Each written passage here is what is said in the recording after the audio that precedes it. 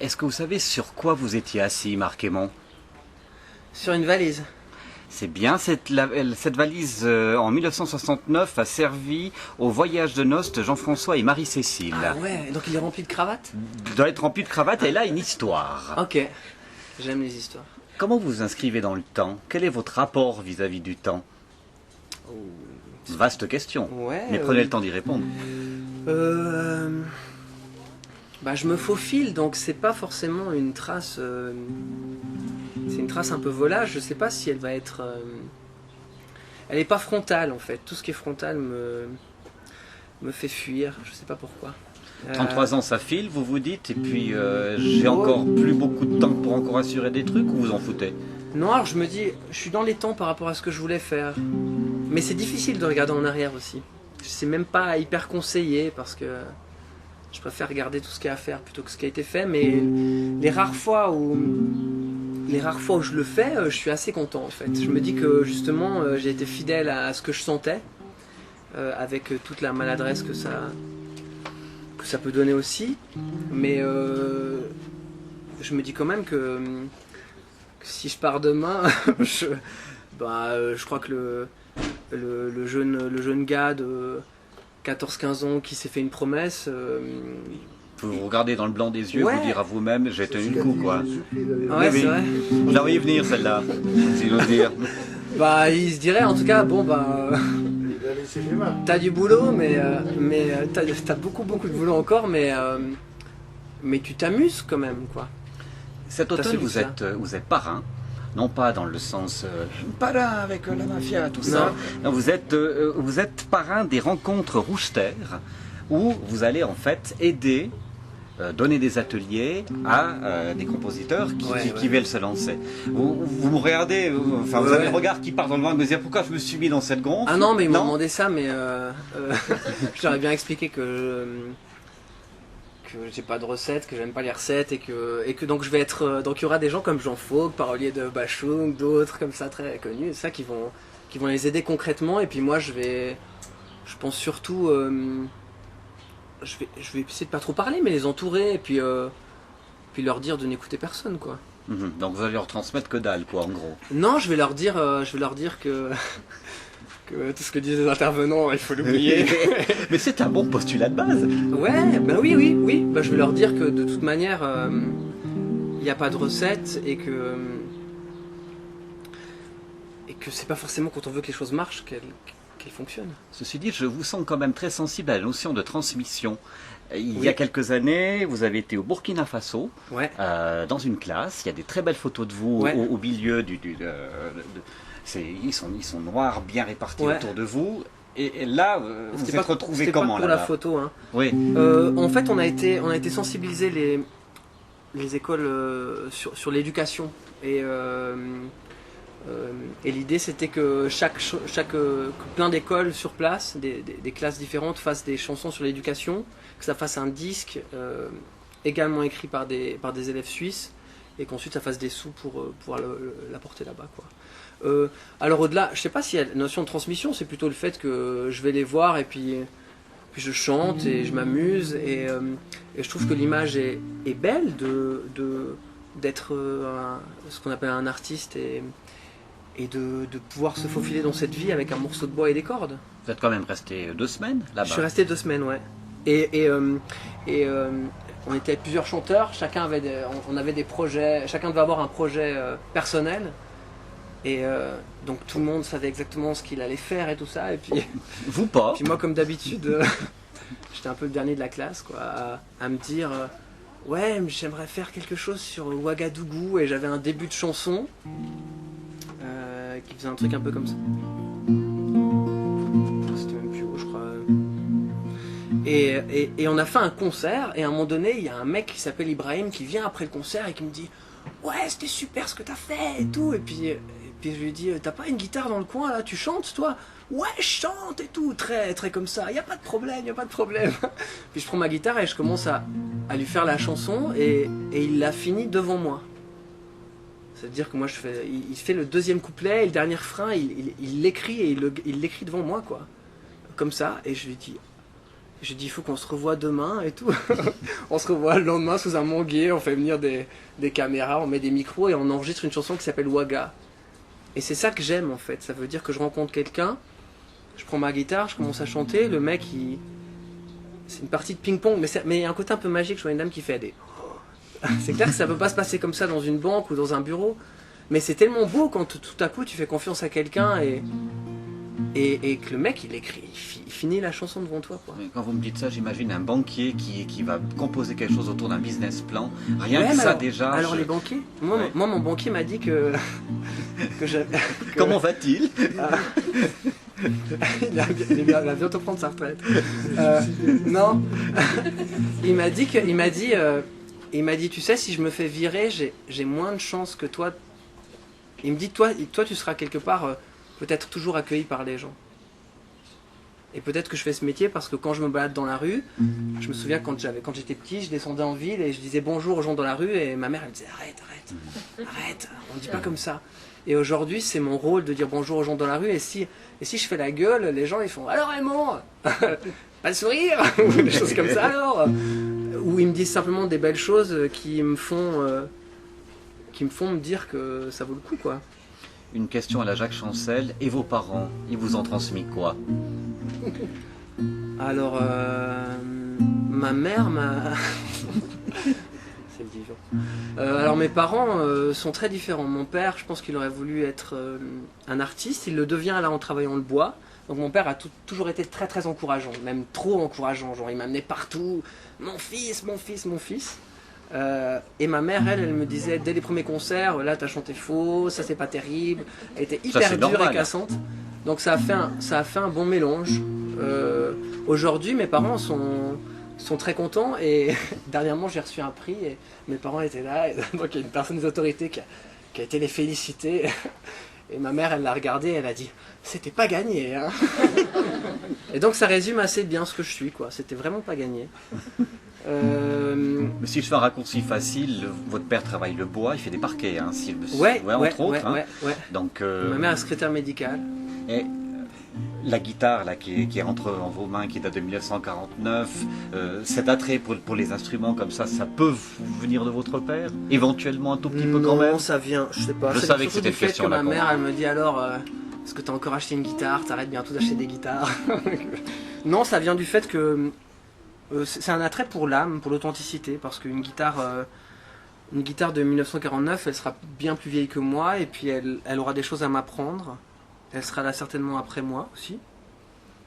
Et puis c'est le trip ultime d'essayer de... Pourquoi tu rigoles? Dans votre nouveau spectacle... Là j'ai envie d'être arrogant, là, tu vois. Voilà, n'agressez pas le public, n'agressez pas le public, marquez-moi. Une guitare ne soyez pas Murat, pas encore. Non. Une guitare qui... je sais plus ce que je veux dire. Alors, je vous récupère. Sur scène, je suis venu voir votre dernier spectacle. Là, vous avez une guitare métallique. Ouais, j'ai une guitare... Vous avez costard, cravate, guitare métallique avec un éclairage. Où cette guitare, elle jette des éclairs. Hein. Ouais, c'est un peu ça. C'est voulu. Ouais, hein. ouais. Métallique, du coup, ça vous change de la chaleur et de la douceur du bois. Ouais, c'était le but aussi, parce que le disque est il est assez pop, comme ça, assez aérien. D'ailleurs c'est assez particulier de le faire comme ça guitare-voix. Et là c'est vrai que c'est une guitare qui a été faite par un luthier qui s'appelle James Trussard qui est en Californie.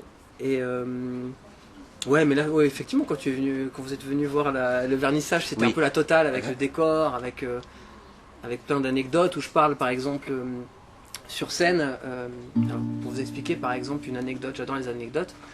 Quand j'étais en tournée au Québec, j'étais sur internet comme ça et puis je vois qu'il y a un designer qui fait des lampes assez bizarres et des tables de travail pour le New York Times où en fait tu peux t'enregistrer pendant que tu parles. Donc quand tu as une bonne idée, tu t'enregistres et puis en fait c'est une table très ludique qui donne envie de travailler. Il fait aussi des instruments de musique, il fait plein de choses comme ça très colorées, des sortes de créatures.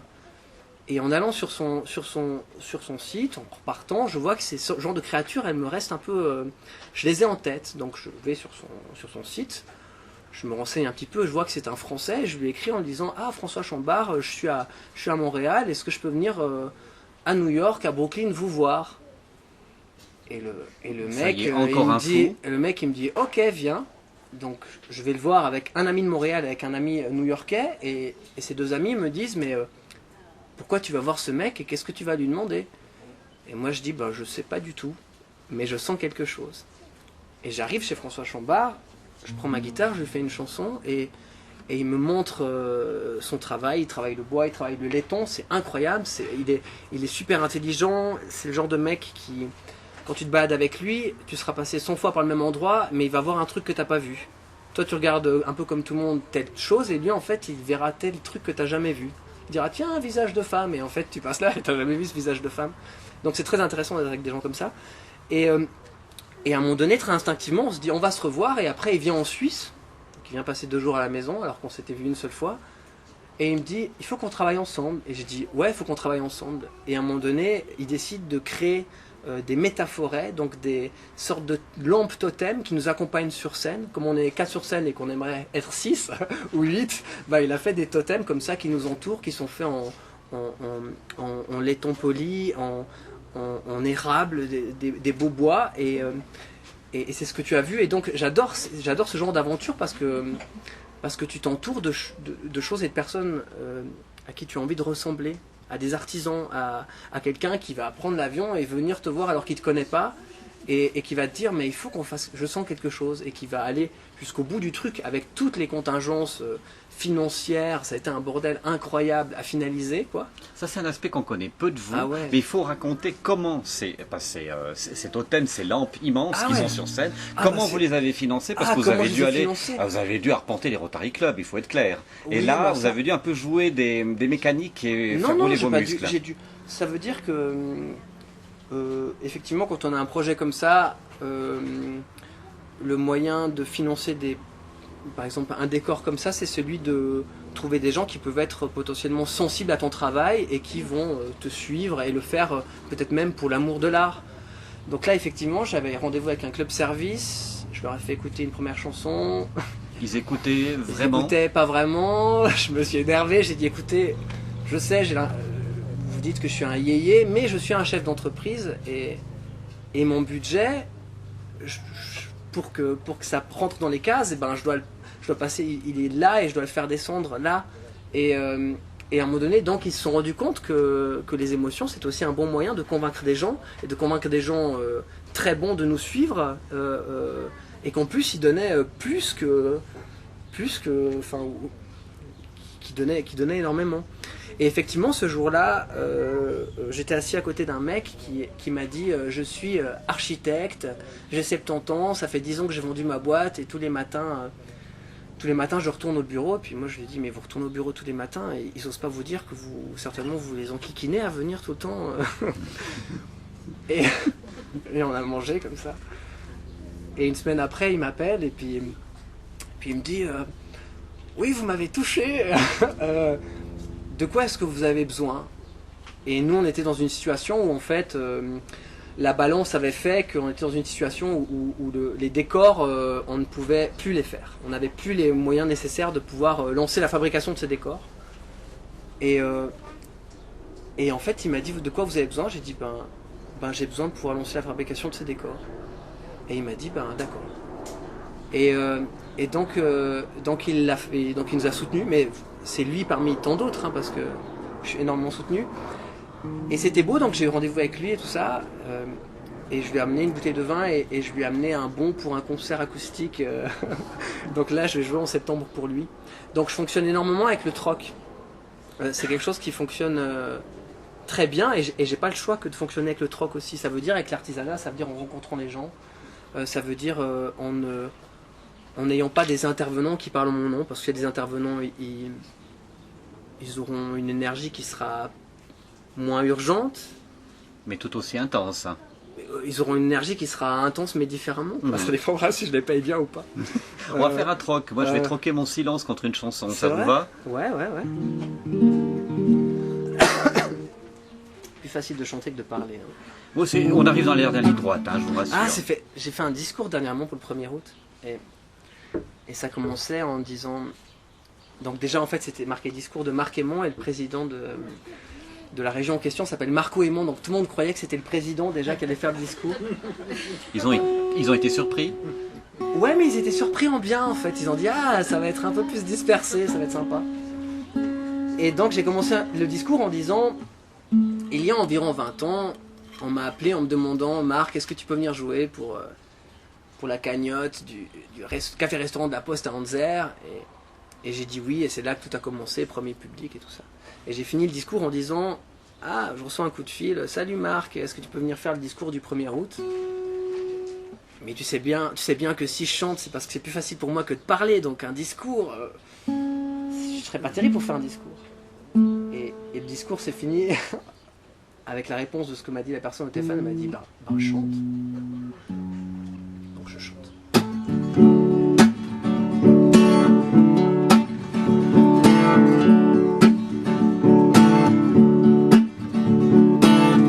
Je pars pour mieux me retrouver. Je pars pour mieux te retrouver, mon amour. Je pars maintenant, mais tu sais que bientôt je reviendrai, mon amour. Je pars en m'attendant quelque part, alors je pars, je pars.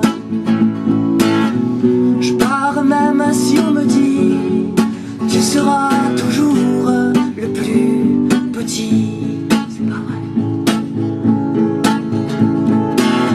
Je pars vers les monts inconnus. Je pars vers les monts inconnus. Toujours je pars. Déjà mais je sais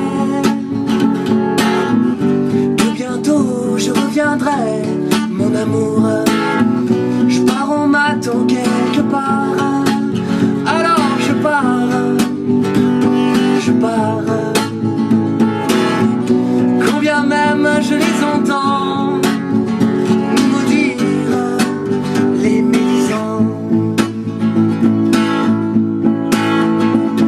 Oh, grande plaine, je viens, rivière fragile, vaisseau qui m'emmène, et moi, vibrant, fébrile, qui part pour mieux me retrouver, pour mieux te retrouver. Maintenant tu sais qu'un beau jour je reviendrai.